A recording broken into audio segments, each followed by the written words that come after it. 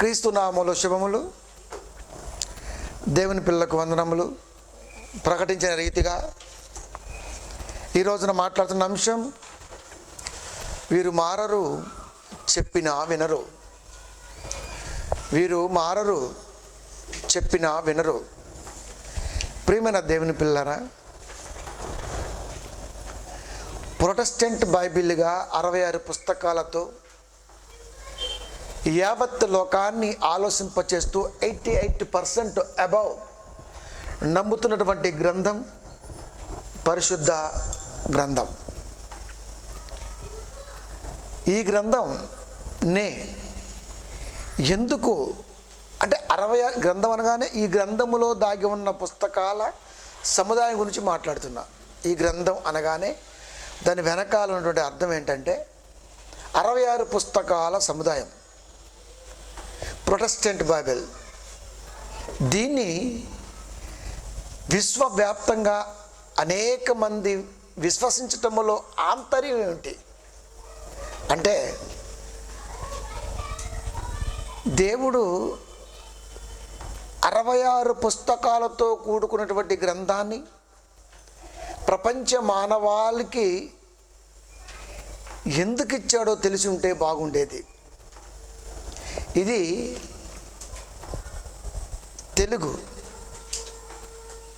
తెలుగులోనే Roman Catholic వాళ్ళది ఇంకొక 9 కలిసి ఉంటాయి, 7 9 ఇట్లా. చరిస్మాటిక్, ప్రొటెస్టెంట్, 4 రకాలుగా బైబిల్ ప్రపంచానికి పరిచయం చేయవలసిన అవసరత ఏంటి? అందుకే బైబిల్లో ఘోషిస్తూ దేవుడు ఏకాత్మ ఏకభావంతో మాట్లాడండి అన్నాడు. ఏకాత్మ అంటే పరిశుద్ధాత్మ ఒక్కడే ప్రేరేపించి రాసినప్పుడు ఇవన్నీ ఎందుకు వచ్చాయంటే, ట్రాన్స్లేట్ చేసుకుంటున్నప్పుడు క్యాథలిక్ వారు వారికి అనుకూలంగా రాసుకున్నారు. హిబ్రూ నుంచి, గ్రీకు నుంచి అందరికీ అందుబాటులోకి రావాలని దేవుడు ఎన్నుకున్నాడు. అందరికీ అందుబాటులో ఉండాలి బైబిల్.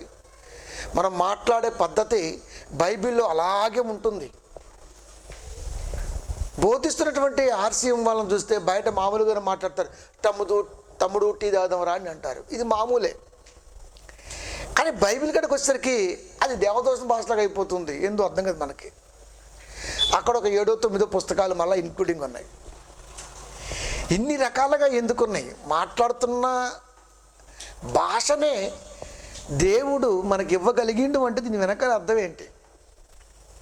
కనుక ఎప్పుడైతే 4 భాగాలుగా 40 రకాలుగా బైబిల్ వెళ్ళిపోయిందో అంటే సంఘ సిద్ధాంతాల ట్రాన్స్లేట్ అంటారు దాన్ని. సంఘ సిద్ధాంత పరంగా ట్రాన్స్లేట్ జరిగింది కనుక వారి సంఘ సిద్ధాంతకర్త ఆనాడు హిబ్రూ నుంచి గ్రీకు నుంచి ట్రాన్స్లేట్ చేసుకున్నటువంటి బైబిల్ లో ఏముందో అలాగే మాట్లాడుతూ ఉంటారు. అంటే ఎక్కడ తేడా జరుగుతుందయ్యా అంటే, ఆలోచించే ఆలోచనలో భిన్నంగా ఉండటం. సరే, ట్రాన్స్లేట్ జరిగింది, బాగానే ఉంది. కానీ వాక్యం కూడా ఒకేలాగా ఉంటుందిగా. ట్రాన్స్లేట్ పక్కన పెడదాం కొంచెంసేపు, దాంతో మనకు పని లేదు. వాక్యం బాగానే ఉంటుందిగా. మరి దీనికేమైంది? అందుకనే అపార్థం అనేక సంఘాల్లో అయిపోయిందండి. ఒక సంఘం అనే కాదు, అపార్థం అన్నది అనేక సంఘాల్లో అయిపోయింది. కనుక ఇప్పుడు ప్రొటెస్టెంట్ బైబిల్ని ప్రకటిస్తున్న వారు కూడా అంటే మనలాంటి వాళ్ళు, వీరు కూడా మనం చాలా ఫ్లెక్సీల్లో చూస్తూ ఉంటే నవ్వు వస్తూ ఉంటుంది. అక్కడ ఈ రిఫరెన్సే వేస్తుంటారు. అది చదువుదాం. మత్తయి సువార్త 11వ అధ్యాయము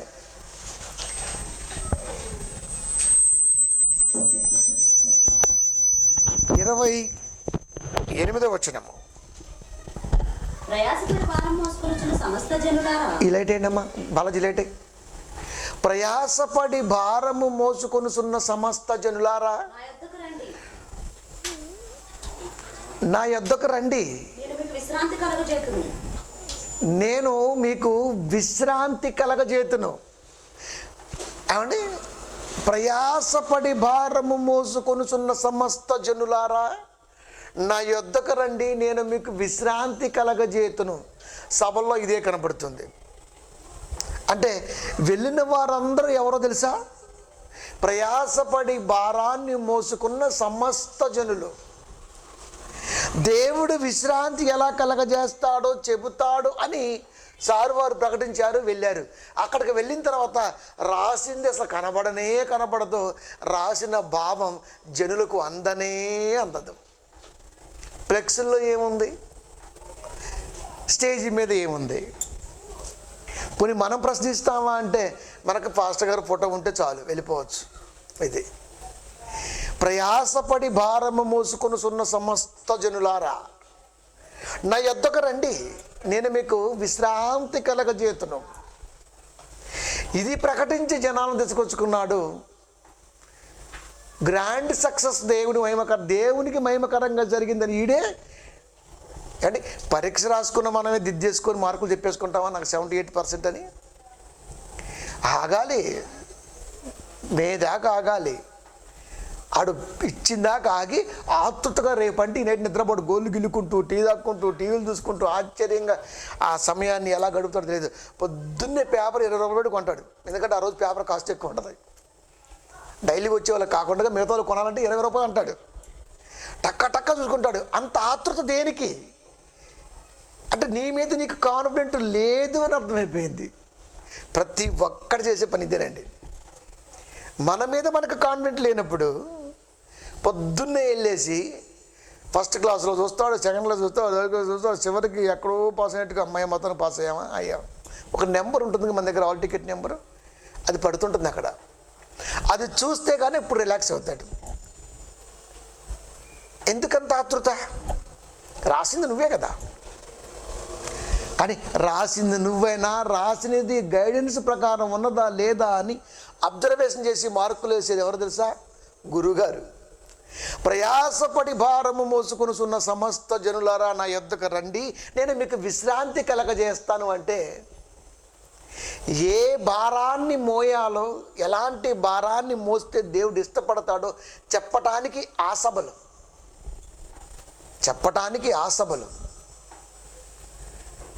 కానీ అది చెప్పలేదు కదా.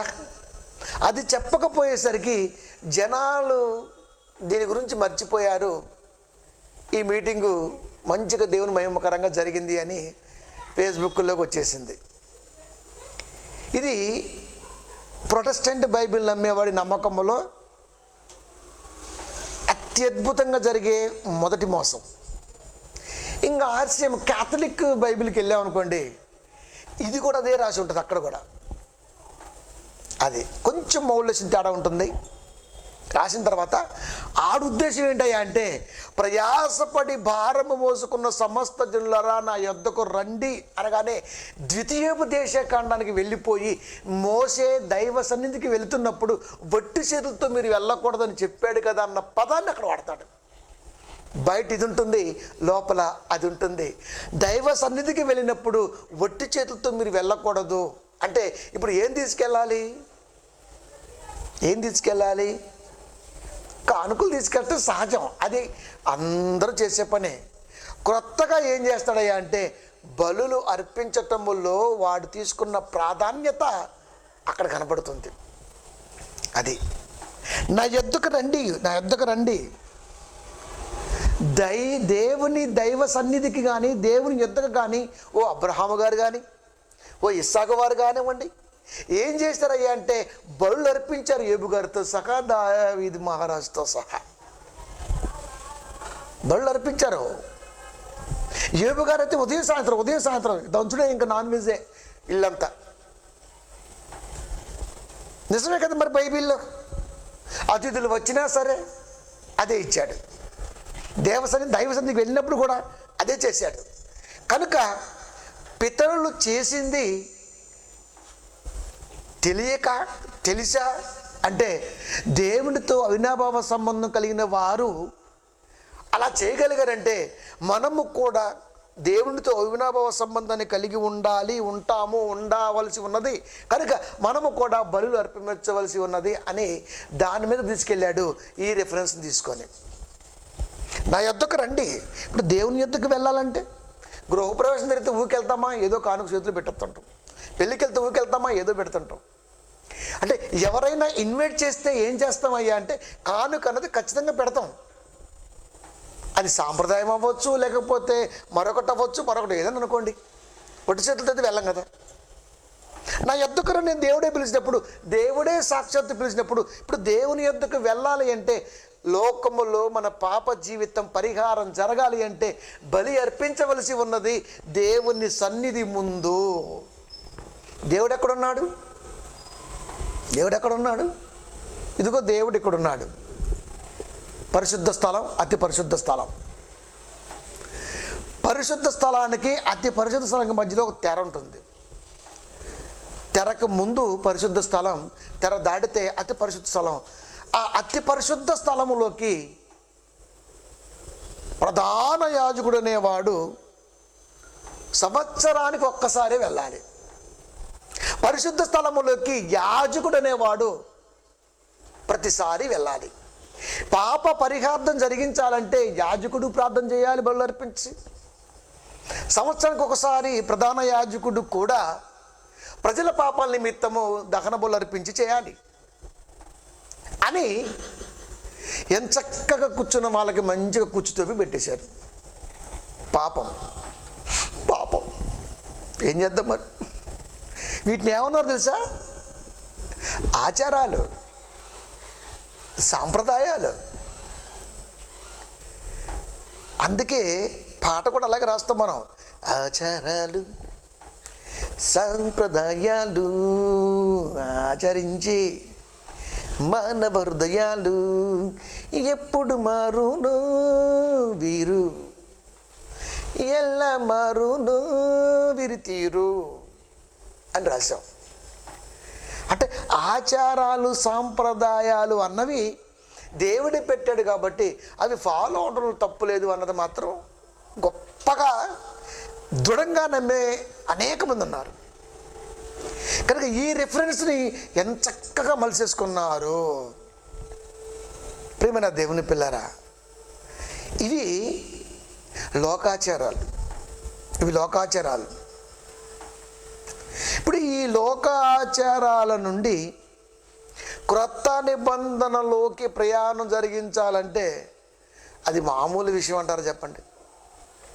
లోక ఆచారాల నుండి క్రొత్త నిబంధనలోకి, క్రొత్త నిబంధన అనగానే మళ్ళీ 27 పుస్తకాల్లోకి అనుకోమాకండి. క్రొత్త నిబంధన అనగానే క్రైస్తవుడికి మస్ట్ అండ్ షుడ్గా ఉండవలసినటువంటి తలంపు ఏంటంటే మధ్యవర్తి క్రీస్తు, అంతే. క్రొత్త నిబంధన అనగానే నువ్వు అనుకుంటున్న 27 పుస్తకాల క్రొత్త నిబంధన అయితే కాదు, క్రీస్తు. అంటే ఆచారాల నుండి దేవునిలో ఉండటానికి ప్రప్రదంగా దేవుడు ఆనాటి నుంచి నిర్ణయించిన సంకల్పం అన్నది ప్రాథమిక సూత్రం. దానిలో నుండి పరిపూర్ణంగా రావడానికి, క్రీస్తులోకి రావడానికి మనిషికి చాలా కష్టమైపోయిందండి. ఈ లోపల ఏమైపోయింది తెలుసా? ఈ ప్రార్థనలు కానివ్వండి, ప్రసంగాలు కానివ్వండి, బలులు కానివ్వండి, అర్పణలు కానివ్వండి దేవుడికి చేరతాయి అనుకున్నారు. కానీ చేస్తున్న ప్రతిదీ కూడా తప్పుల లిస్టుగా పెరిగిపోతుంది త్రాసులో భారంగా అన్న సంగతి మాత్రం మర్చిపోయారు. ఏంటి దేవుడికి ధూపం వేసే కూడా తప్పేనా? అసలు సిలువ అంటుకుంటేనే తప్పు అన్నాడు ఆయన. అది ధూపం దాకెందుకు?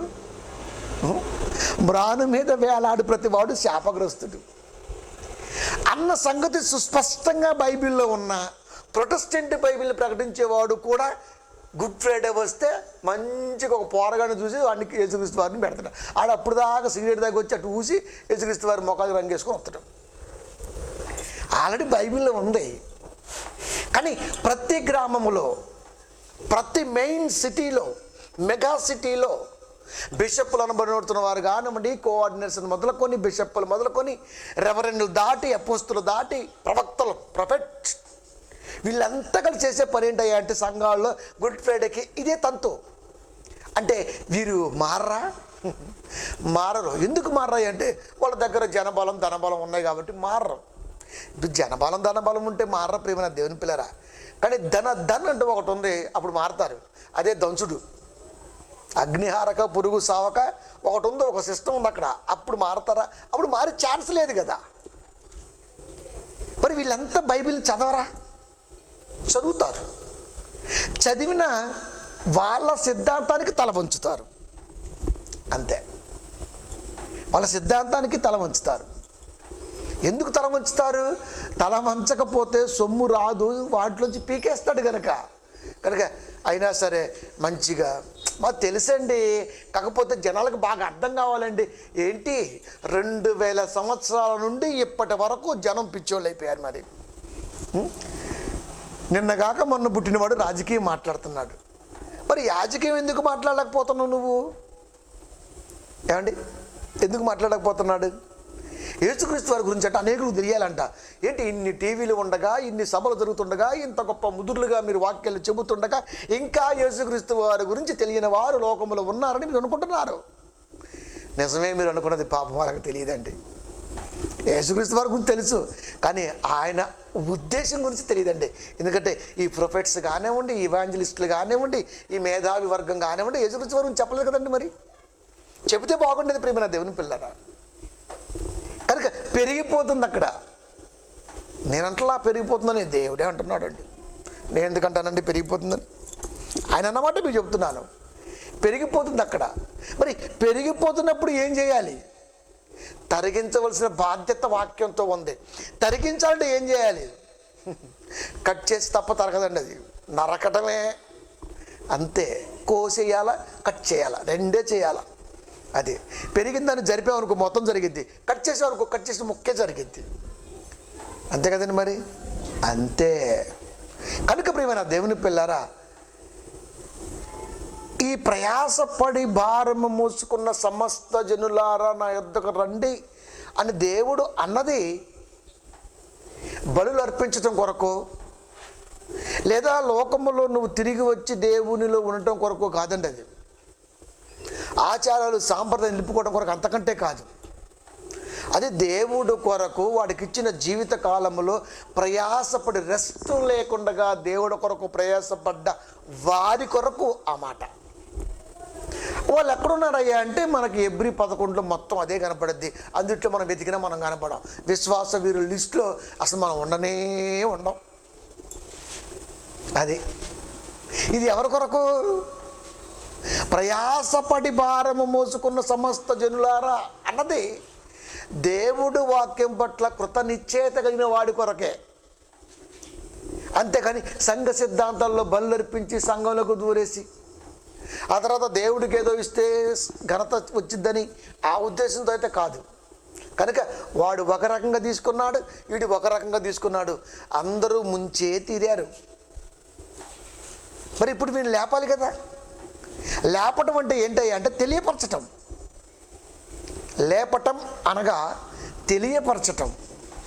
తెలియపరిచే విధానం చాలా జాగ్రత్తగా తెలుసుకోవాల్సిన అవసరం ఉంది. కట్ చేయి.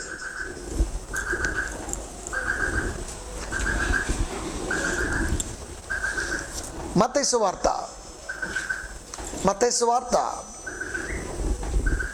12వ అధ్యాయము 37వ వచనము. నీ మాటను బట్టి నీతిమంతుడవని తీర్పు నొందుదువు, నీ మాటను బట్టియే అపరాధివని తీర్పు నొందుదువు. నీ మాటను బట్టి 66 పుస్తకాల్లో దేవుడు రాయించిన మాట ప్రసంగిస్తున్నప్పుడు అది తృణీకరణకు గురయ్యో లేకపోతే పక్కగా జరిగో వెళ్ళిందనుకోండి, దేవుడి దగ్గర త్రాసులో ఆ మాట ఫాల్స్ వర్డ్గా మాటగా కనబడుతుంది, అది పేరుకుపోతుంది అని చెబుతున్నాడు. అక్కడ పాటల్లో తేడా వచ్చిన, ప్రసంగాల్లో తేడా వచ్చిన, దేవుడి వాక్యాన్ని ఆలోచించే పద్ధతిలో తేడా వచ్చిన అపరాధం అనే డిక్లరేషన్ అయిపోయింది. మళ్ళీ అక్కడికి వెళ్ళిన తర్వాత నువ్వు అపరాధం చెప్పడం రెండే మాటలు. ఒకటి రైట్ సైడ్ 2, లెఫ్ట్ సైడ్. ఎందుకు? నువ్వు నడిచేటప్పుడు రైట్ లెఫ్ట్ అన్నావు కదా, నేర్చుకునేటప్పుడు రైట్ సైడ్ లెఫ్ట్ సైడ్. అది రైట్ సైడ్ లెఫ్ట్ సైడ్. భూమి మీద నువ్వు అది నేర్చుకున్నావు. మనందరము రోడ్డు గడ పక్కన నడవలను, లెఫ్ట్ సైడ్. అది మనందరము ఎడపక్క నడవలను, లెఫ్ట్ సైడ్. ఎందుకు? సేఫ్. కొన్ని చోట్ల మనందరము కుడి పక్క నడవలను. అమెరికా తదితర ప్రాంతాల్లో రైట్ సైడ్ డ్రైవింగ్ ఉంటుంది, కుడి పక్కే చేయాల. లోకములో నువ్వు రైట్లో సేఫ్ అనుకున్నావు, లెఫ్ట్లో సేఫ్ అనుకున్నావు, కానీ దేవుడి దగ్గరికి వెళ్ళేసరికి రైట్ అన్నది రైట్గానే సేఫ్లో ఉంటుంది. అది లోకములో అనుకుంటున్న ఈ రైట్ కాదు, వాక్య ప్రకారంగా ఉన్న తలంపులు విన్న ఆ right. Right side. Right side కుడిపక్క కాదు. నీకు అర్థం కాట కొరకు కుడిపక్క అన్నాడు అంటే ఎడం పక్క మంచిది కదనా? అది కాదు కదా. ఎడం పక్క మంచిది కాకపోతే జబదయ్య కుమారుల తల్లి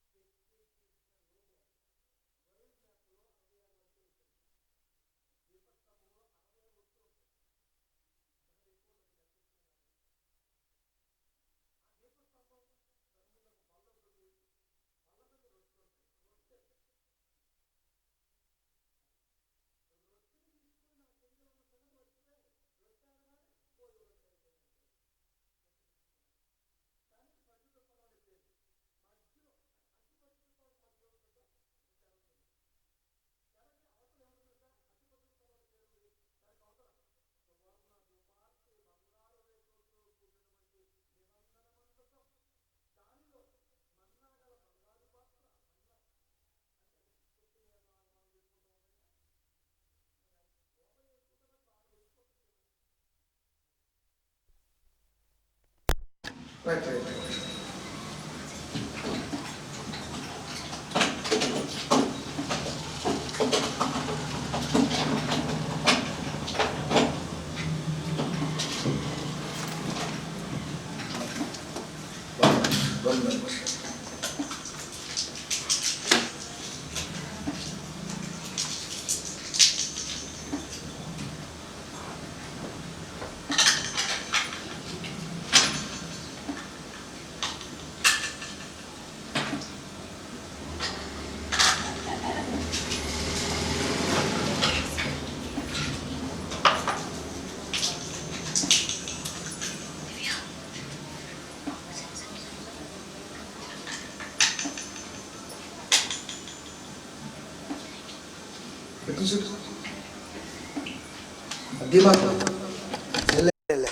ఈ పారేమ్మా. మన్నా గల బంగారు పాత్ర అనగానే కొత్తిమీర లాగా ఉంటుందండి, అంటే తెల్లగా మచ్చలుగా ఇంత. దాంట్లో బంగారు పాత్రలు ఏమిటో తెలుసా? మన్నా. అండ్ చిగురించిన అహరోను కర్ర వాళ్ళు పెట్టుకున్నారు రోజున. అండ్ దానిపై కరుణాపీఠం. పిక్చరైజేషన్లో మనం ఆలోచించాలి ఇవన్నీ కూడా. దానిపై కరుణాపీఠం అంటే దేవుడి గుడక మనం మూలం పెట్టుకొని ఫోటోలు పెట్టుకొని అన్ని వెలిగిస్తామే, అది ఆ టైప్ ఆపు. అదే చెప్తున్నాడు. అంటే చుట్టూ కెరూబులు, దూతలు, ఇంకా యాజకులు సేవ. ఇప్పుడు సేవ చేస్తుంటారు ఇల్లు. అది సంవత్సరానికి ఒకసారి మాత్రమే పెద్దయ్య గారు అతి పరిశుద్ధ స్థలంలోకి అడుగు. అందుకే ఒకటి అనుకున్నాడు, రక్తం చిందించి పరిశుద్ధ స్థలానికి అతి పరిశుద్ధ స్థలం అనుకుంటున్న దానికి మధ్యలో ఉన్న తెరలు చించేసి సంఘం చర్చి ముందున్నటువంటి ఆ యొక్క దహన బలుల్ని రూపుమాపి అంతమొందించి నేను బలి పశువుగా పస్కా బలిగా నేనయ్యి నా మరణాన్ని క్రొత్తదైన ఆలోచన నడిపించడం కొరకు నేను మరణించాలి అనుకున్నాడు ఆయన. అంటే ఈ పరిశుద్ధ స్థలంలో ఉన్నటువంటి సంగతులు, పరిశుద్ధులు ఏమన్నాయి మళ్ళీ చెప్పుకున్నాం. ఒక గుడారం, దానికి దీపస్తంభం, బల్ల, దాని మీద రొట్టెలో, దానికి పరిశుద్ధ స్థలం.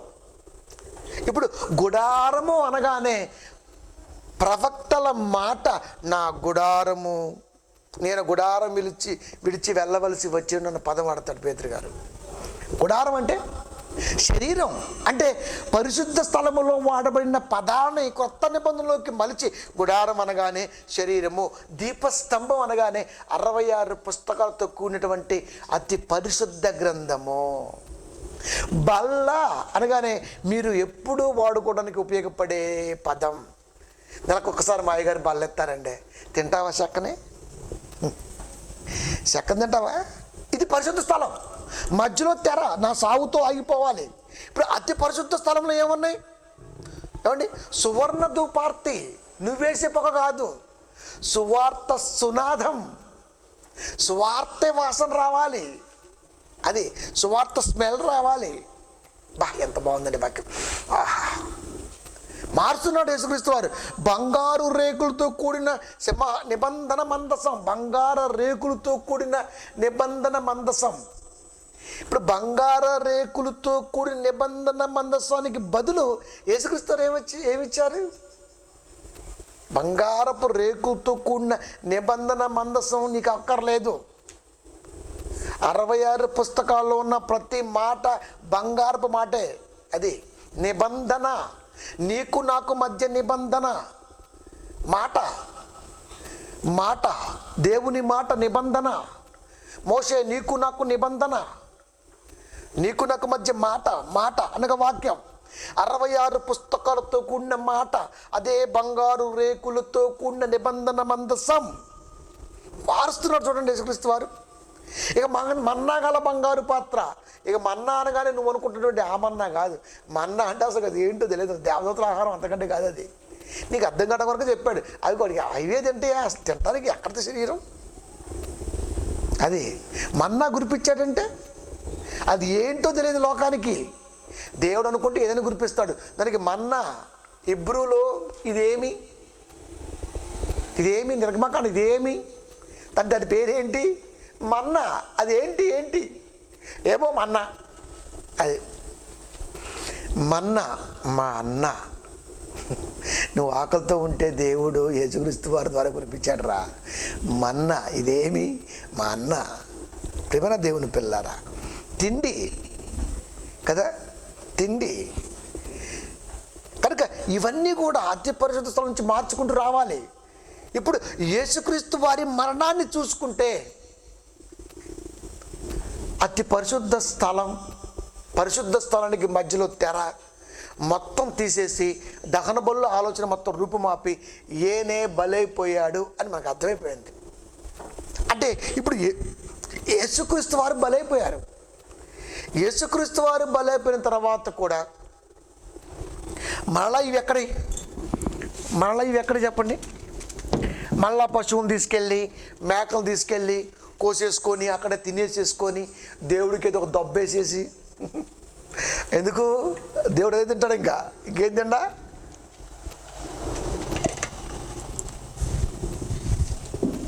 ఇంత మేకను కోసి దేవుడికి ఎంత ఎత్తడు?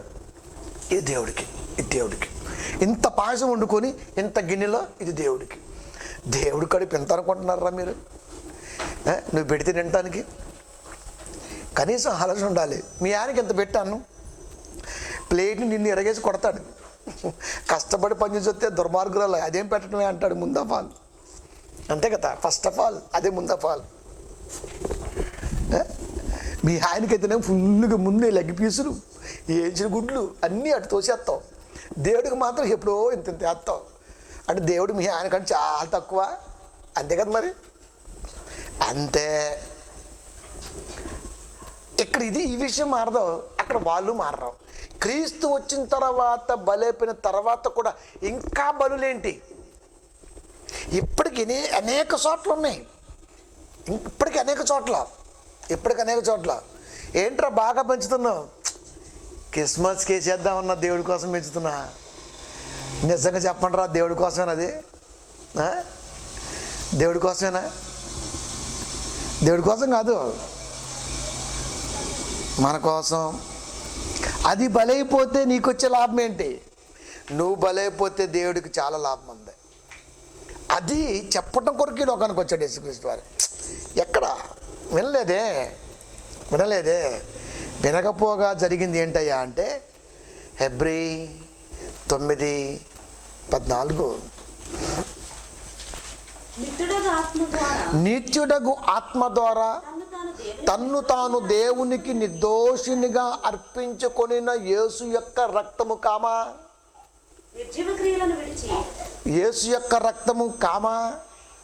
ఏమండి? నిత్యుడగు ఆత్మ ద్వారా ఆ ఆత్మ ద్వారానే కదా ఆ రోజు రాయబడింది పరిశుద్ధాత్మ ప్రేరణతో పాత నిబంధనని. అదే నిత్యుడగు ఆత్మ ద్వారానే కదా కొత్త నిబంధన రాయబడింది, బైబిల్ రాయబడింది. ఇప్పుడు చెప్తున్నాడు యేసుక్రీస్తు వారు, నిత్యుడగు ఆత్మ ద్వారా తన్ను తాను దేవునికి నిర్దోషినిగా అర్పించుకొనిన యేసు యొక్క రక్తము. యేసు యొక్క రక్తము అంటే ఒక మనుషుని యొక్క రక్తము ఆత్మ ద్వారా దేవునికి ఎలా అర్పించుకున్నాడయ్యా మన కోసం అంటే, పాప పరిహారార్థ బలుల నిమిత్తం పాత నిబంధనలో దహన బలులు. పాప పరిహారార్థ బలికే యేసుక్రీస్తు వారు మన కొరకు బలైపోయాడు. క్రీస్తు బలైపోయాడు. ఒక పశువుని వధిస్తే లాభం ఏమి లేదండి. దాన్ని వధిస్తున్నప్పుడు నువ్వు ఆలోచించాలేమో అని పెట్టాడు దేవుడు. నాకు బలి మీరు అర్పించడం అంటే ఒక మేకను అర్పించండి, ఒక పశువులను అర్పించండి అన్నప్పుడు అది కట్ చేస్తున్నప్పుడు మనిషికి ఆలోచన తట్టాలి. ఏ పాపము లేని దాన్ని కట్ చేస్తే నిత్యం పాపంలో ఉంటున్న నా పాపం ఎలా పోతుంది? ఎప్పుడు దహన బలులు అర్పిస్తూ ఉన్నామని అర్థం ఏంటి తెలుసా? ఎప్పుడు పాపంలోనే ఉన్నామని అర్థం. అది ఎప్పుడు దహన బలులు అర్పిస్తున్న అర్థం ఏంటి? ఏటేటా దహన బలులు అర్పిస్తున్నాం అర్థం ఏంటి? ఆ సంవత్సరం మొత్తం పాపంలో ఉన్నాం. ఆ పాపాన్ని తీయటం కొరకు వచ్చినటువంటి ఆయనే ఆ అతి పరిశుద్ధ స్థలములో ప్రధాన యాజకుడు అనుకుంటున్నారు చాలామంది. సంవత్సరం ఒకసారి తీస్తే పాపం పోతుందా? నిత్యము దహన బలు అర్పిస్తే పాపం పోతుందా? లేదే. క్రీస్తు రానంత వరకు దాన్ని సిద్ధపరిచారంటే ఒక్కసారి నువ్వు ఆలోచించాలి. ఒక్కసారి ఆలోచించాలి. ఒక పశువుని వధిస్తున్నప్పుడు తిని కోసుకోమన్నాడు, కోసుకొని తినమన్నాడు, అది వేరే విషయం. దేవుడు కొరకు దాన్ని పెంచి బలిగా అర్పిస్తున్నప్పుడు ఈ పెంచుతున్న సమయాన్ని కానీ వధిస్తున్నప్పుడు దాని ఆలోచన కానీ నువ్వు ఆలోచించు. మనం తిరిగి వచ్చి దేవుడికి బలిగా దీన్ని అర్పించడం ఏంటి? మనం తిని త్రాగి ఊరేగి దేవుడి కొరకు దీన్ని బలి అర్పించడం అన్న ఆలోచన నీళ్ళు పుట్టిద్దేమో అని దాన్ని పెడితే అస్సలకి దేవుడి బలి నిమిత్తం అది ఎక్కువైపోయింది తప్ప దేవుడి బాధ మాత్రం ఎవడు తీర్చలేకపోయాడు. అది చెబుతున్నాడు అక్కడ. ఆత్మ ద్వారా తన్ను తాను దేవునికి నిర్దోషినిగా అర్పించుకొనిన యేసు యొక్క రక్తం, యేసు యొక్క రక్తములో నిర్దోషత్వం ఏ స్కాన్ చేస్తే కనబడింది? నీ రక్తంలో టైఫాయిడ్ ఏ స్కాన్ చేస్తే కనబడుతుంది? Diagnostic centre. దానికి అంతుందా? నీ రక్తాన్ని స్కాన్ చేస్తే రక్తహీనత అన్న తెలిపే అంతుందా? ప్లేట్లెస్, హెమోగ్లోబిన్ లెస్, ఇంకా బ్లడ్ రంగు లెస్, బ్లడ్ కలర్ లెస్, ఇవన్నీ ఎలా ఉన్నాయి? ఒక పరికరం చెబుతుంది. ఒక పరికరం రక్తములో ఉన్న బలహీనతల గురించి, వర్ణం తేలిపోతున్న విధానం గురించి, రంగు, బ్లడ్ రంగు మారిపోతున్న దాని గురించి తెలపగలిగినప్పుడు యేసుక్రీస్తు వారి రక్తము దేంతో స్కాన్ చేస్తే నిరపరాధం, నిర్దోషతత్వం అన్నది కనబడింది. ఇది ఎందుకు మనం ఆలోచించాం? రక్తాన్ని టెస్ట్ చేస్తే హిమోగ్లోబిన్లో తేడా, మలేరియా వచ్చింది, డెంగ్యూ వచ్చింది, బొందకు దగ్గర పడ్డామని చెప్పగలుగుతున్నప్పుడు రిపోర్ట్లో, మరి యేసుక్రీస్తు రక్తాన్ని దేంతో స్కాన్ చేసి ఉంటాడు దేవుడు? అది ఇక్కడ మనం ఎందుకు ఆలోచించలేకపోయాం? దేంతో స్కాన్ చేస్తే నిర్దోషం తేలింది? రక్తములో నిర్దోషత్వము, దోషత్వం ఉంటుందా? దోషత్వం ఉంది కాబట్టే బలు అర్పించాం. నిర్దోషత్వం ఉన్న సంగతి ఎందుకు తెలుసుకోలేకపోయింది మనిషి? దోషం కనబడినప్పుడు నిర్దోషం కనపడాలి కదండి. ఒకళ్ళు మంచి కనబడ్డప్పుడు, ఒకళ్ళు చెడు కనబడ్డప్పుడు మంచి కూడా కనపడాలి కదా, కనపడాలి వద్దా? అది కనపడింది, ఇదెందుకు కనపడదు? మంచి కనపడ్డప్పుడు ఇదెందుకు కనపడదు? చెడు కనపడితే ఇదెందుకు కనపడదు? అంటే వాడికి కనపడినా వాడు దాన్ని పట్టించుకోడు, దాన్ని స్వీకరించడు. అందుకే యేసుక్రీస్తు వారి బ్లడ్ స్కాన్ చేశాడు దేవుడు. దేవుడు ఏ పరికరంతో స్కాన్ చేశాడు నీకు కావాలంటే నువ్వు ఖచ్చితంగా టికెట్ ఇస్తా దేవుడికి అడిగిపో, పక్కా. అంతే, దేవుడి దగ్గర టికెట్ తీసుకోవటమే, ఇంకా పోవటమే. ఇంకా అప్పుడు అడుగు, ప్రభువా నేను అడగడానికి వచ్చాను, యేసుక్రీస్తు రక్తాన్ని ఏ పరికరంతో కొలిచావురా అంటే అప్పుడు నీకు మళ్ళా తెరుస్తాడు వాక్యం. అదేంటి బైబిల్లో కింద ఉంది కదా, కింద నువ్వు చూడలేదు, అందుకే ఆ టికెట్ ఇచ్చాడు నీకు, నువ్వు వచ్చావు. ఇక్కడ కనబడిందా? కనబడింది. వెళ్తా కుదరదు, ఎందుకో క్యాన్సిలేషన్ అయిపోయింది రండి, టికెట్ అయిపోయింది, లైఫ్ టైం. నిర్దోషినిగా అర్పించుకొనిన యేసు యొక్క రక్తము, నిర్దోషినిగా అర్పించుకొనిన అంటే ఆయన రక్తములో దోషము లేదని ఆయనకి తెలిసింది. అది ఆయన రక్తములో దోషం లేదు, మరి ఎవరి రక్తంలో ఉంది? మన రక్తంలో ఉంది కాబట్టి రక్తం ఇచ్చాడు. అది నిర్జీవ క్రియలను విడిచి జీవము గల దేవుణ్ణి సేవించుటకు మీ మనస్సాక్షిని ఎంతో శుద్ధి చేయును. రక్తము శుద్ధి చేసేది నిరపరాధి యేసుక్రీస్తు వారి రక్తము, నిర్దోషత్వము. మనిషిని శుద్ధి చేసేది బట్టల్ని కాదు. క్రొత్త నిబంధనలో రక్తములో బట్టలు తుక్కున్నాం తెల్లయని అనగానే ఎవడైనా రక్తంలో బట్టలు తుక్కుంటే ఎర్రగానే అది తెల్లగలవుతీరా? యేసు రక్తములో ఉదక స్నానం చేస్తే తెల్లగవుతాడా, ఎర్రగవుతాడా? అయ్యగారేంటి మరి తెల్లగవ్వాలి కదండి. మరి తెల్లగైనప్పుడు దాని భావం నీకు అర్థమైనప్పుడు బైబిల్లో రాయబడుతున్న ప్రతి భావం ఎందుకు అర్థం అవ్వట్లేదు? ఇక్కడ నేను ఎర్రగాను అనుకోండి, ఇదేంటి ఎర్రగంటాడు? యేసు రక్తంలో మనం ఉదక స్నానం చేస్తే తెల్లగవుతాం. కానీ ఇది కూడా తెలియదా? ఇది తెలుసు నీకు, కానీ మిగతావి ఎందుకు తెలియట్లేదు సార్? ఇప్పుడు నువ్వు రావాలంటే నేను ఇలాగే రావాలి, మరి అంతే కదండి మరి. రక్తం ఏ రంగులో మునిగితే ఆ రంగు కలర్ వచ్చిందండి. రక్తం ఎర్రగా ఉంటుంది. యేసు రక్తం ఎర్రగానే ఉన్నది.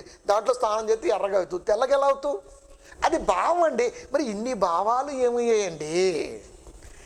అక్కడికి వచ్చేసరికి వీడికి అర్థమవుద్ది, మిగతా అన్నీ అపార్థమే అవుతాయి. అంతే కదండి మరి. అంతే. మీ మనస్సాక్షిని ఎంతో శుద్ధి చేయును. యేసు క్రీస్తు రక్తం మనస్సాక్షి శుద్ధి చేస్తుంటే వీరు నెలకొక్కసారి మనుషులు తెల్ల బట్టలు వేసుకొని తెల్ల వేసుకుంటూ ఈరోజు శుద్ధీకరణం అండి అంటున్నాడు. అంటే ఇది ప్రొటెస్టెంట్ బైబిల్ నమ్మేవాడు వాడే పదం అండి. శుద్ధీకరణం అంటే తెల్ల బట్టల. దేవుడేమో మనస్సాక్షి అన్నాడు, వీడేమో పైన చూపిస్తున్నాడు. అసలు వీడికి మనస్సాక్షి ఉందంటారండి? అరే ముండామోపి, మొగుడు చస్తే కట్టే చీర తెల్లది అంటే మొగుడు చావటం అన్నది స్త్రీకి పరిశుద్ధతమా? ఐదో తనం పోవటం అన్నది స్త్రీకి పరిశుద్ధతమా? అలాగైతే అందరు స్త్రీలు పూజ చేస్తారు, మా మొగుడు ఎప్పుడు చేస్తాడా అని. అంతే కదండి మరి. ఐదో తనం అంటే అర్థం ఏంటి? నువ్వు ఎలా కనపడ్డావు దేవుడికి? ముండమోపిలా కనపడ్డావు. నేను మనస్సాక్షి శుద్ధి చేస్తుందంటే నువ్వేంట్రా బయట పట్లు వేసుకుని వచ్చావు? ఎక్కడి భావం తెలియదు. అయ్యగారు చెప్పారు, మేము వేసుకొచ్చాం. అందరూ నల్ల బట్టలు వేసుకొని రావాలి ఒకసారి, భలే ఉంటుంది. ఇంకా ఎందుకు? శుద్ధీకరణలో తేడా జరిగిందప్ప. అంతే కదండి మరి. అంతే కదా. మోకాలు నల్లపడతాయి. మరి మోకాలు నల్లపడితే నీకు ఇష్టం. మరి బట్టలు నల్ల వేసుకుంటే ఎందుకు ఇష్టం లేదు? బట్టలు నల్ల వేసుకుంటే ఎందుకు ఇష్టం ఉండదు? ఇది నిరసన తెలియపెట్టేప్పుడట. నిరసన తెలియపెట్టేప్పుడు ఒక డ్రెస్సు అంటే నువ్వు కన్ఫర్మ్ చేసావా? నువ్వే కన్ఫర్మ్ చేస్తావా? దేవుడికి నలుపు అంటే అసహ్యమా? మరి చీకటి ఎందుకు ఇచ్చాడు అలాంటప్పుడు? నువ్వు బాగా కష్టపడ్డప్పుడు నలిపే కావాలి కదా. చీకటి నలిపే కదా. మరి ఎందుకు వచ్చింది? ఎందుకు వచ్చింది? మన దగ్గర ఆన్సర్ ఉండదు. అది ఉండదు ప్రియమైన దేవుని పిల్లారా. శుద్ధీకరణ, యేసు రక్తము శుద్ధీకరణ చేసేది మనస్సాక్షిని. వాక్యం చెబుతుందా? నేను చెప్తున్నాను. వాక్యం ఉండదు, నేను చెప్తున్నాను. మనస్సాక్షిని శుద్ధి చేస్తున్నప్పుడు మనిషి శుద్ధీకరణ పేరుతో వైట్ అండ్ వైట్కి తెలగలా కనపడతాడు. మనస్సాక్షి కదా కనపడవలసింది. మనస్సాక్షి కనపడవలసింది మనసున్న దేవుడికి, మనుషులకు కాదు. మరి ఇది ఎలా వచ్చింది? ఆచారం. బలులు అర్పించడం ఆగిపోయింది కొంతవరకు, కానీ ఈ ఆచారం మాత్రం ఇంకా ఉంది. ఈ ఆచారం ఇంకా ఉంది. నిత్యుడగు ఆత్మ ద్వారా తన్ను తాను దేవునికి నిర్దోషినిగా అర్పించుకొనిన యేసు యొక్క రక్తము నిర్జీవ క్రియలను విడిచి జీవము గల దేవుని సేవించుటకు మీ మనస్సాక్షిని ఎంతో శుద్ధి చేయును. దేవుణ్ణి సేవించటానికి మనస్సాక్షి శుద్ధి చేసేది క్రీస్తు మరణం. శరీరాన్ని, రక్తాన్ని నెలకొకసారి తీసుకుంటున్న నువ్వు ఏమంత దేవుడికి ఇష్టమైన ప్రియులుగా కనబడతావండి? 30 రోజులుగా. అంతే కదా మరి. 30 రోజులుగా 30 రోజులకు శుద్ధి. 30 రోజులకు శుద్ధి అంటే 29 గంటలకు ఎబవ్ నువ్వు బురదలో పందివే. అందుకే ఇప్పుడు కడుగుతున్నారు తెల్లగా. పంది కూడా అంతే కదండి మరి. శుభ్రంగా కోసేటప్పుడు పసుపేసి మంచిగా నీళ్ళతో కడిగి దాని జుట్టంతా పీకేసి, ఎందుకు? మేము రాసే బ్రష్ నువ్వు పంది బొచ్చే ఇప్పుడు లేలే, ఇప్పుడు తీసేశారు కానీ పెద్ద ప్లాస్టిక్, కానీ అప్పుడు పందే. ఇప్పుడు దాన్ని మంచిగా నున్నగా చేసి మంచిగా పసుపు అద్దేసి కానీ సమ్మక్కొస్తే అదే అది ఎలా అవుతుంది? శుద్ధీకరణ అంటే నున్నగా ఉంటామా తెల్లగా ఉంటామా? శరీరాన్ని గురించి మాట్లాడట్లా. శుద్ధీకరణ అనేది శరీరానికి సంబంధించింది కాదు, నిర్జీవ క్రియలను విడిచి. అది అంటే పాత నిబంధన కాలపు సంగతులలో పాతుకుపోయిన ఆలోచనలు విడిచి, అది దాని అర్థం. నిర్జీవ క్రియలు అంటే అవి. ప్రజెంటేషన్లో జీవం లేదా? జీవం లేదు. ఎందుకు జీవం లేదు? అసలు జీవం అనగా ఏంటో అది లోకంలోకి వచ్చేసింది, అందుకే జీవం లేదు. జీవం అనగా యేసుక్రీస్తు వారు లోకంలోకి వచ్చారు. ఇంకా మళ్ళీ వాటిలో జీవం ఏంటి? అది లేదు, అది ఆగిపోయింది, ఆపేశాడు. ఈయన రంగంలోకి వచ్చేసాడు. లోకంలోకి వచ్చేసాడు, మనతో ఉంటున్నాడు, మన కొరకు బలైపోయాడు. ఆయన రక్తము చెబుతున్నది సాక్ష్యం. నిర్జీవ క్రియలను విడిచి జీవము గల దేవుని సేవించుటకు. సేవ అంటే మాటతో, క్రియతో, యాక్టివేట్తో, ఆలోచనతో, దైవ సన్నిధి అనగానే ఒక రకమైనటువంటి వైబ్రేట్ అవ్వాలి. ఇది సేవించటం అంటే. స్వామిని సేవించటం అంటే ఇది. మీ మనస్సాక్షిని ఎంతో శుద్ధి చేయును. మనస్సాక్షిని శుద్ధి చేసేది రక్తం అయితే మనుషులు శుద్ధి చేసేది యేసు రక్తం అనుకున్నాడు అండి. మనిషి అన్న మనస్సాక్షి అన్న ఒకటేనా? మనస్సాక్షి బాగుంటే మనిషి బాగుంటాడు. మనిషి బాగున్నంత మాత్రాన మనస్సాక్షి బాగోదు. ఫస్ట్ మనస్సాక్షి బాగుండాలా. ఇంటర్నల్ సోల్, అంతరాత్మ, అది బాగుండాలా. ఆటోమేటిక్గా బాడీ బాగుంటుంది. ఎందుకంటే మనస్సాక్షి అన్నదే అది లీడ్లో ఉంటుంది. ప్రతి ఆలోచనకి అది హైప్లో ఉంటుంది. అది మనస్సాక్షి.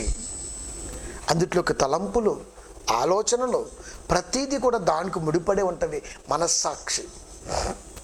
దాన్ని శుద్ధి చేయడం కొరకు ఆయన బలైపోతే, యేసుక్రీస్తు వారు మా కొరకు మరణించారు. ఆయన శరీరం తప్పంది అంటాం.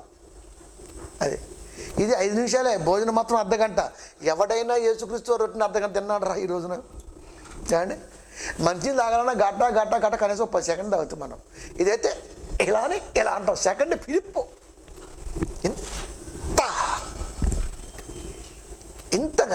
ఇంత లేజీ ఆలోచన ఎలా వచ్చిందండి అసలుకి అండి?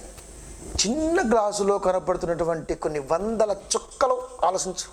ఒక్కొక్క చుక్క నీకు ఒక పాఠం నేర్పాలి. ఎలా అంటాం? టెక్కనంటాం, అంటాం మళ్ళీ. ఇంతే, సెకండ్ అయిపోతుంది.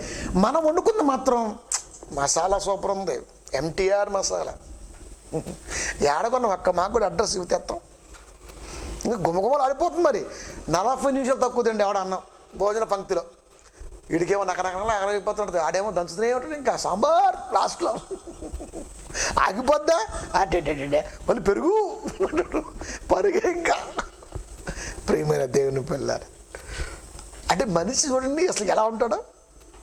క్రీస్తు శరీరం ఒక్కసారి ముందుకొస్తున్నప్పుడు మనిషి అన్నవాడు ఆలోచించాలి. ప్రియమైన దేవుని పిల్లరా, ఈ రక్త చిందించడం వెనకాల ఏంటి తలంపు?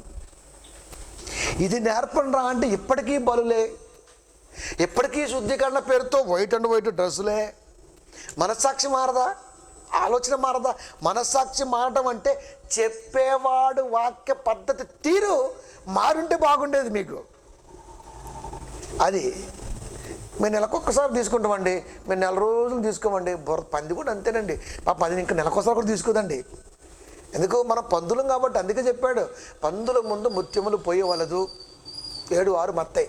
పందుల ముందు ముత్యములు పోయవలదు. పందులు ఎవరు? శుద్ధీకరణని వక్రీకరించిన వాడు పంది. బాబోయ్, దేవుడు ఎంత మాట అన్నాడండి. శుద్ధీకరణ, యేసు రక్తాన్ని, తన ప్రియకుమారుడి రక్తాన్ని మిస్యూజ్ చేస్తున్న వాడు పంది. ఆడి ముందు ఎందుకు ముత్యాలు పోతావు? ముత్యాలు పోయట్లే ప్రభువా, నేను ముల్లేరుగాయలు పోతున్నా ప్రభువా అంటే. మంచిగా ఉంటాయి, ఒక 7-8 ఉంటాయి. ఒకే గుండ్రకు ఉంటుంది, 7 ఉంటాయి. ఎట్టు వేస్తే కాలు గుచ్చుకుంటుంది దానికి. మల్లేరుగాయలు, అదే ముల్లేరుగాయలు అంటే. ముల్లేరుగాయలు పోయిపోతే మాట అంటారండి. అది ప్రియమైన దేవుని పిల్లారా, ఏం జరుగుతుంది? వాక్యములో ఉన్న దేవుడు రాయించిన ఎందుకు మీరు తెలియట్లేదు? ఇంకా కఠినమైన మాట చెప్పమంటారా? ఇప్పుడు చూడండి, కూర్చుంటుంది వచ్చి మైండ్ ఎవరిదైనా సరే. హెబ్రీయులకు రాసిన పత్రిక 10వ అధ్యాయము 3-4 వచనములు. అయితే ఆ బలులు అర్పించుట చేత ఏటేటా పాపములు జ్ఞాపకములు వచ్చున్నవి. పాత నిబంధనల కాలములో సంవత్సరానికి ఒక్కసారి యెరూషలేముకు వచ్చి బలులు, పండగలలో పెంతెకోస్తు కానివ్వండి, పస్కా కానివ్వండి, లేకపోతే మరొకటి కానివ్వండి, ఈ పండగలలో ఆచారాల ప్రకారం బలులు అర్పిస్తుంటే ఏటేటా దేవుడికి వారి పాపాలు గుర్తొస్తున్నాయి. వీడి నెలకొక్కసారి శుద్ధీకరణ, వీడి పాపాలు నెల మొత్తం గుర్తొస్తున్నాయి. ఏటేటా వాడి పాపాలు వాడి గుర్తొస్తున్నాయి. అంటే మారని స్థితి, మానని స్థితి. వీరు మారరు, చెప్పినా వినరు. అది బలులు అర్పిస్తున్న అర్థం ఏంటి? గుర్తొస్తున్నాయి ఏటేట ఇంత దేవుళ్ళలో ఉన్న బొచ్చు ఇచ్చేస్తారు దేవుడికి వెళ్ళిపోయి. భక్తి ఉచ్చు నీకు భక్తి కాదు, అది నీ బొచ్చే నీకు ఉచ్చు. ఏం చేస్తాం మరి? దేవుడికి ఎందుకు రా ఇది?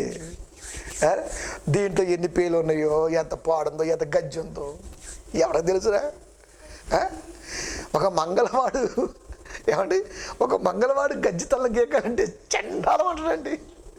అలాంటిది మహామాన్వితుడైనటువంటి దేవాది దేవుడికి ఈ బొచ్చు ఎందుకురా అసలుకి? బుద్ధి లేని. అందుకేనండి బుర్ర మీద బొచ్చు ఎందుకో తెలుసా? వీడికి మైండ్ బాగుందని చెప్పడం కొరకు అది మంచిగా ఎగిసిపడుతుంటుంది. పనిచేయదు. పైగా బడతలు వస్తే జ్ఞానం బాగున్నట్టు అంట. ఇది ఎక్కడితో మరి జ్ఞానం నాకు అర్థం కావట్లా. బడతలతో జ్ఞానం బాగున్నట్ట? దరిద్రాలు దేవుడి కొరకు ఆలోచించక లోకం కొరకు ఆలోచించాడు కాబట్టి ఈటెక్కి ఊడిపోయింది లోపల. అంతే, మరొకటి లేదు ఇంకా దానికి కారణం. అది ఊడిపోవడం ఇంకో జంతువు ఉంది, అది దూరిద్ది, అది తినేద్ది. అదే పేను గురుకుడు. అంతే కదండి. మరి ఇది ఎందుకురా దేవుడికి? ఆయన మనస్సాక్షి శుద్ధి చేసే యేసు రక్తం అని ఆయన చెబుతుంటే ఏమండి దీన్ని పక్కనేసేసి ఒకడు ఇది ఇస్తాడు, ఒకడు ఇదేస్తాడు. ఎన్ని రకాల వేషాలండి. ఊకుంటాడా ప్రేమ దేవుని పిల్లరా? అందుకే క్లారిటీగా మాట్లాడుతున్నాడు దేవుడు, క్లియర్ కట్గా. ఏమని? అయితే ఆ బలులు, ఏ బలులు? తమరు అర్పిస్తున్న బలులు, తమరు ఆ బలుల కోసం పెంచినటువంటి పశువులు, ఏమండి వాటితో పాటు మళ్ళీ మీ గుండె అవతారాలు, ఇది కూడా అది అర్పించుట చేత ఏటా చచ్చినంత వరకు వీడి తలంపులో మార్పు లేదు అని దేవుడు చెప్పేశాడండి. బలులు అర్పిస్తున్నామంటే అదేనండి, నాకు మొక్కుబడి ఉందండి.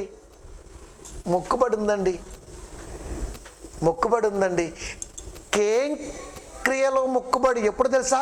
ధర్మశాస్త్రం ఉన్నప్పుడు మొక్కుకున్నాడు. క్రొత్త నిబంధనలకు వచ్చిన తర్వాత ఆ మొక్కును తీసి పక్కన గట్టి మీద పెట్టేశాడు. ఇప్పుడు ఆ ధర్మశాస్త్రం ఉన్నటువంటి వారు నాయన అయితే అయిందిలే కానీ బలవంతం పెడితే విలువలేంది ఏమిస్తే ఏందని చెప్పేసి అప్పుడు చేసుకున్నాడు. అక్కడ ఇంట్రెస్ట్గానో మొక్కుకున్న భక్తితోనో కేంక్రియలో పౌలు గారు గుండు చేయించుకోవాలి. ధర్మశాస్త్రం ఉండగా మొక్కుకున్నాడు, తనకు మొక్కుబడి ఉన్నందున. ఎప్పుడు? ధర్మశాస్త్రంలో ఉండగా.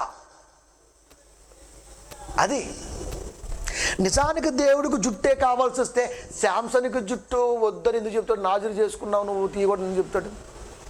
దేవుడికి జుట్టుతో ఏం పని? నిబంధన, ఒక మాటకిచ్చే విలువ, వడంబడిక. జుట్టుతో దేవుడికి ఏం పని రా అసలుకి? ఏం పని మనకి? అయితే ఆ బలులు అర్పించుట చేత సమర్పించడం చేత ఏటేటా పాపములు జ్ఞాపకంలోకి వచ్చున్నవి. అంటే సంవత్సరం మొత్తం వైఫై అన్న కట్టేద్దాం అప్పుడప్పుడు, కానీ వీడి తలంపులు ఉన్నటువంటి వాక్య ఉద్దేశం మాత్రం కట్టవట్లేదు. పాత నిబంధన వాక్య ఉద్దేశం కట్టవట్లా. వచ్చుచున్నవి ఎలయనగా ఎడ్ల యొక్కయు మేకల యొక్కయు రక్తము పాపమును తీసివేయట అసాధ్యము. క్లియర్ కట్, అసాధ్యము. ఎడ్ల యొక్క మేకల యొక్క రక్తము పాపమును తీసివేయట అసాధ్యం. అసాధ్యం. మరి పాపమును తీసివేట అసాధ్యం అన్నప్పుడు ఏటేటా బలులు ఎందుకు అర్పిస్తున్నారు? ఇప్పటికీ అనేక సంఘాలండి, ఇప్పటికీ కూడా అనేక సంఘాలు ఉన్నాయి ప్రపంచంలో ఇప్పటికీ. అక్కడ బలులే. ఎందుకు అర్పిస్తున్నారు? అసాధ్యం అని చెప్పేశాడు దేవుడు పౌలు గారి నోట. మేకల యొక్క, మళ్ళా ఇక్కడ మేక అనగానే సాతాను సాదృశ్యం అండి. మేక సాతాను సాదృశ్యం ఎలా అవుతుందిరా? మేక నీకు ఇచ్చాడురా. దావీదు గారు మేకలు గాయలేదా, గొర్రెలు గాయలేదా? అంటే సాతాన్ని పెంచి పోషించాడా? అదేంది? గొర్రె అనగానే యేసుక్రీస్తు వారు సాధు స్వభావం, మేక అనగానే జంతువులకు కూడా పాము అనగానే పాము సాతానా? పాము భూజంతువు, సాతాను ఎలా అవుతుంది? అది సాతాను పరాణజీవి, పేతులకు వచ్చింది, పేతురు సాతాను, అంతే కదా మరి, అంతే. అట్టవుతుడు, అది పరాన్నజీవి, ఎక్కడికైనా ప్రవేశించగలదు, దేన్నైనా వాడుకోగలదు, అంతే. దేన్నైనా వాడుకుంటుంది. ఓ పామును వాడుకుంటుంది, కప్పును వాడుకుంటుంది, నిన్ను వాడుకుంటుంది, నన్ను వాడుకుంటుంది, ఎవరినైనా వాడుకుంటుంది. కానీ దాని నుంచి దూరంగా వచ్చిన వాడే దాన్ని ఆడుకుంటాడు. అందుకే చెప్పేస్తున్నాడు, ఎలయనగా ఎడ్ల యొక్కయు మేకల యొక్కయు రక్తము పాపములను తీసివేయట అసాధ్యము. ఎడ్ల యొక్క రక్తము, మేకల యొక్క రక్తము పాపాలను తీసివేయట అసాధ్యమైనప్పుడు ఎడ్ల వధ ఎందుకు జరుగుతుంది? ఈ రోజున పశు బలి ఎందుకు జరుగుతుంది? తినమన్నాడు, తప్పు కాదు, తిను, నీకోసం ఇచ్చే కూడా తిను. తినటం వేరు. ఇప్పుడు ఆదివారం మొత్తం మటన్ తెచ్చుకుంటే మన కొరకు ఉంది, అంతే. కానీ ఇదేంటి? బలి ఇవ్వటం ఏంటి? నాకు ఇవ్వటం ఏంటి? ఆల్రెడీ మీ కొరకు నా కుమారుడు బలైపోయాడు, అంతే. ఆ కుమారుని యొక్క రక్తము మీ మనస్సాక్షి శుద్ధి చేయాలి. మీరేంట్రా నాకు మేకలు ఇస్తున్నారు? మేకలు ఇచ్చింది నేనే కదా, ఎడ్లను ఇచ్చింది నేనే కదా, ఆనాడు చెప్పింది కూడా నేనే కదా, ఈనాడు చెబుతుంది కూడా నేనే కదా. అయినా సరే ఆలోచించు. అంటే మనిషి మారడా అంటే మారడు. శుద్ధీకరణ అన్న వాక్యం ఉద్దేశం ఇప్పటికీ అనేక సంఘాలు అర్థం కావట్లా. నెలకొక్కసారి వైట్ అండ్ వైట్ ఫ్యామిలీ, బుడతోడు దగ్గర నుంచి ముసలోడు వరకు, బొడ్డోడు వరకు, తెర బొడ్డక బాపు ఉప్పరహాయ్. అది నీ ముసలోడికి మొగుడు పైన ఉన్నాడని చెప్పిన ఇప్పుడు నేను, దేవుడు అంటే ఇట్లా డ్రెస్లు వేసుకుంటే సరిపోతుందా?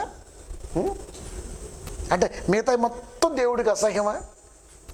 అందుకే చెప్పిన మీకు, మీరు 4వ అధ్యాయం చదువుకుంటే 7వ అధ్యాయం 9వ అధ్యాయం చదువుకుంటారండి. ఆది కాండం ధనస్సు 7 రంగులు మిక్స్ చేస్తే కొన్ని వేల కోట్ల కలర్స్ వస్తాయి. దాంట్లో మిక్సింగ్ నీకు తెలియాలా? ఏ కలర్ మిక్స్ చేస్తే ఏం వస్తుంది, దాంట్లో ఇంకొకటి అయితే ఏం వచ్చింది. ఈ కలర్కి అంతు లేదా? అంతే లేదు. అంతులేని కలర్లు నాకు కావాలి అనుకున్నాడు కాబట్టి లోకం ఇంత కలర్ఫుల్గా ఉంది. నా పిల్లల కొరకు కావాలి. ఒరే ఒరే ఒరే ఒరే ప్రతోడు రంగుని తీసేసుకున్నాడు ప్రియమైన దేవుని పిల్లరా.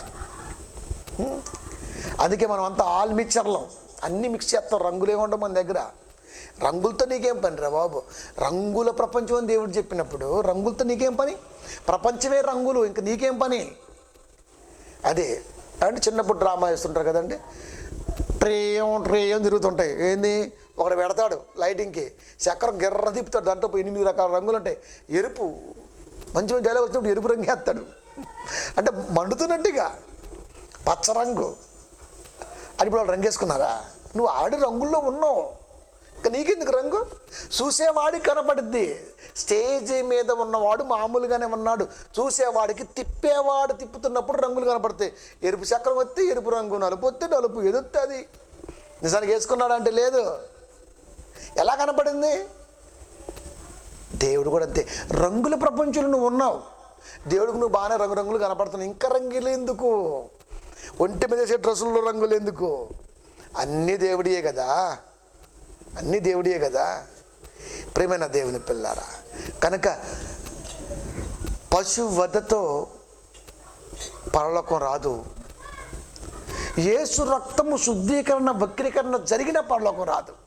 అంటే ఈ మెసేజ్ ద్వారా 2 కొట్టాను. 2 అంటే వ్యక్తులు కాదు, వ్యవస్థలు. 1 ఇప్పటికీ దహన బలుల పేరుతో దేవుడికి దూరమైనటువంటి జనాంగం. 2 యేసుక్రీస్తు వారు బలైపోయిన శుద్ధీకరణ ఏంటో తెలియకుండా తెల్లటి వస్త్రములు వేసుకుని నెలకొక్కసారి ఈడమ్మ మొగుడు సొమ్ములాగా, అత్తోరింటికి వెళ్ళినోడు చుట్టంలాగా ఏమండి వెళ్ళిపోతు తెల్ల వేసుకుని వెళ్ళిపోతుంటాడు. వేసుకోవడం తప్పని చెప్పట్లేదు, వేసుకునే ఆలోచన తప్పు అని చెబుతున్నాను ఇక్కడ. అది ఏదైనా వేసుకో, కానీ ఆ రోజే లాస్ట్ ఆదివారం అంటే మిగతా 3 ఆదివారాలు నీకా? అంటే ఎక్కడ కూడా దేవుడు లాస్టేనా? మొదటి ఆదివారం నీకే, 2వ ఆదివారం నీకే, 3వ ఆదివారం నీకే, 4వ ఆదివారం మాత్రం దేవుడికి. మళ్ళా వచ్చి స్కూల్లో తప్పు చెబుతున్నారండి, ఏమని? మాతృదేవో భవ, పితృదేవో భవ, ఆచార్య దేవో భవ, గురుదేవో భవ. దేవుడు 4వ స్థలంలో నా కడుపు తరక్కపోతుందండి అంటాడు. మరి ఇక్కడ కూడా దేవుడు 4వ వారంలో ఉండగా నా కడుపు తరక్కపోతుందిగా. నువ్వేంది ముందు పెట్టింది, ఆయన ఏంది నీ మాట వినేది? వినడు. వీరు మారరు, చెప్పినా వినరు. అది మారని వాడికి, వినని వాడికి దక్కే గిఫ్ట్ అంటే తెలుసా? మార్సాలకో కొట్టుడే, ఇంకా అంతే, ఇంక చేసేది ఏం లేదు. మారరు, వినరా. అప్పుడు ఏం చేయాలా? అది ఫస్ట్ అనౌన్స్మెంట్ చేస్తారు. ఏమని? ఇక్కడ పలానా జరుగుతుంది కర్ఫ్యూ, మీరు ఎవరు బయటికి రావద్దు. వినలా, మారలా, దంచుతాడు ఇంకంతే. అటు చార్జ్ ఎక్కడ కొడతాడో వాడికి తెలియదు. ఇంకా కేసు లేదు, ఏమీ లేదు. ఎందుకు? అంతేను మారినప్పుడు, విన్నప్పుడు. కనుక ప్రియమైన దేవుని పిల్లరా, బలులు పాత నిబంధన కాలం, యేసుక్రీస్తు వారు బలైపోయారు. ఇప్పుడు ఆ బలైపోయిన ఉద్దేశం మాత్రం ప్రకటన జరగాలి. ఆయన రక్తం మనస్సాక్షి శుద్ధి చేస్తుంది. మనిషిని కాదు, మనస్సాక్షి. మనిషి బ్రతికున్నంత వరకు మనిషితో ట్రావెల్ చేసేది మనస్సాక్షి. ఆ తలంపుని శుద్ధి చేయటం కొరకు క్రీస్తు రక్తం కార్చాడు, బలైపోయాడు. అది శుద్ధి చేయును, శుద్ధీకరణ, ఫిల్టరైజేషన్ తలంపుల్ని. అది కనుక ఇప్పుడు వీడు బలి ఇవ్వటం ఆపలేదు, వీడేమో వైట్ డ్రెస్ వేయటం మానలేదు నెలకొకసారి. ఇది ఈ 2 తెగలకి కన్ఫామ్ చెప్పేశాడు. ఏమని? 12:37 మత్తయి సువార్త. నీ మాటను బట్టి నీతిమంతుడువు తీర్పు నొందుదువు, నీ మాటను బట్టి ఏ అపరాధవాన్ని తీర్పు నొందుదువు, నేనైతే ఏమీ చేయలేను చెప్పేశాడు. అది మనం నెలకొక్కసారి ప్రభుబలం తీసుకుందాం. నీ మాటలో తేడా ఉంది, నీకు పరలోకం దక్కదు. క్రీస్తు మన కొరకు బలైపోయాడు. అయినా సరే దేవాలయం ముందు బళ్ళు అర్పిస్తాం. దేవుడి కొరకు పశువుని బలిగా ఇవ్వటం కొరకు పెంచుతాం, బలిస్తాం, అవి మేమే తింటాం. వీడికి ఇప్పుడు ఆలోచించండి, ఈ 2 ఆలోచనలో ఎందరు క్రైస్తవులు ఉన్నారు? సో మెనీ పీపుల్స్, అనేక మంది ప్రజలు ఉన్నారు. వీరందరినీ కాపాడాలంటే చాలా కష్టమైన పని. వీరితో పాటు ఇంకా బయలుదేరారు మనకి. ఇవి సరి చేద్దామంటే మళ్ళీ ఇంకా వీడితో పాటు మళ్ళీ ఇంకొకటి బయలుదేరేశాడు. అంటే ఎన్ని చెప్పినా వీళ్ళు వినరు. అందుకనే ఈ అటక్గాడికి బొంకులుగాడికి బొక్కలు తీసేస్తున్నా. మళ్ళీ దీంతో పాటు ఆగిపోతున్నాయా అంటే మళ్ళీ ఎక్కడ ఆగరు. అందుకనే మళ్ళీ ఈరోజు మెసేజ్ మళ్ళీ ఫుల్ ఫిలప్ చేశాను. అష్టదిగ్బంధనం అంటే కర్ర పట్టుకొని కూర్చోవడం, ఇంకా రావడానికి లేదు అవకాశం. ఇంకా ఎటు నుంచి వాక్యం తీసుకొద్దామన్నాయి అటు నెడతొడుతుంది. అది దాటి రావాలి, ఆ మూల దాటి రావాలి, ఆ దిక్కు దాటి రావాలి. రాలేదు. ఎందుకు ఇలా కనపడవయ్యా అంటే వీరు గుడ్డోళ్ళు. అది వాళ్ళు గుడ్డోళ్ళని ఎవరు చెప్పాలయ్యా అంటే మనం చెప్పాలి. కనుక మార్చుకోని తలంపుల్లో, మారని మనుషుల ఆలోచనలో ఎంతకాలం వాక్యం ముందు ఉన్న చివరికి నీ బ్రతుకు దేవుడి దృష్టిలో 0. బాగా వినరా చిన్న రైమింగ్ బాగుంది. కనుక ప్రియమైన దేవుని పిల్లారా, వీరు మారరు, చెప్పిన వినరు అన్నాను అంటే శుద్ధీకరణ ఆలోచనలో మార్పు లేక ఇప్పటికీ చాలామంది ఉన్నారు. బలులు అర్పించే ఆలోచనలో ఇప్పటికీ చాలామంది ఉన్నారు. క్రైస్తవులు, ఎస్పెషల్లీ క్రైస్తవులు ఉన్నారు. ఇది క్రైస్తవుల మెసేజే. ఎస్పెషల్లీ అన్నానంటే ప్రొటెస్టెంట్ బైబిల్ నమ్మినటువంటి వారు కూడా ఉన్నారు. ఇక వీరు నా దేవుడే కాపాడాలి, చెప్పవలసిందే చెప్పాం, చూసుకుంటాడు ఆయన. మనం ప్రార్థన చేసుకుందాం.